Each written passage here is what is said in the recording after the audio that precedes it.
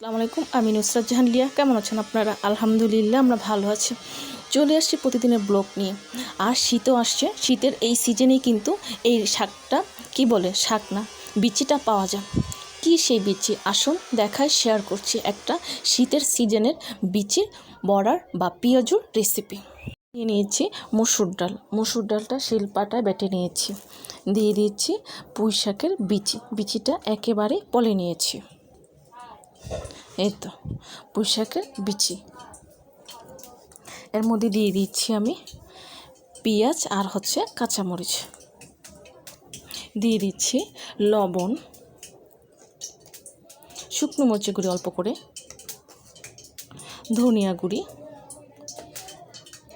হলুদের গুঁড়ি, আদা বাটা, রসুন বাটা, জিরে বাটা, গরম মশলার গুঁড়ি। এখন আমি এগুলোকে ভালো করে মাখিয়ে নেব।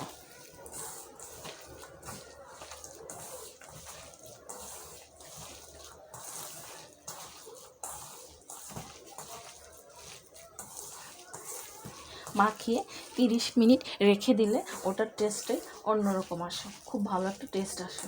যেহেতু আমার হাতে সময় নেই, তাই এখন আমি এগুলোকে বানিয়ে ফেলব। আসুন বাকি কাজটুকু দেখাই। মাখানোটা একেবারেই হয়ে গেছে। অনেকক্ষণ আগে চুলোতে তেলটা বসিয়ে রেখেছিলাম। এখন একটা একটা করে দিয়ে দিচ্ছি। একদম মিডিয়াম আঁচে আমি এগুলোকে খুব ভালোভাবে ভেজে নেব। এখানে আমি 4 পিস দিয়েছি, বাকিগুলো পরে দেব। তো এগুলোকে আমি মিডিয়াম আঁচে আস্তে আস্তে ভেজে নেব। মোটামুটি এক পাশ ভাজা হলে আরেক পাশটা করে দিতে হবে।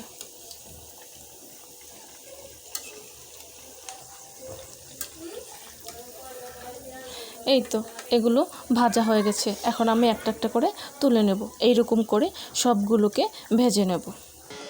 তৈরি হয়ে গেছে।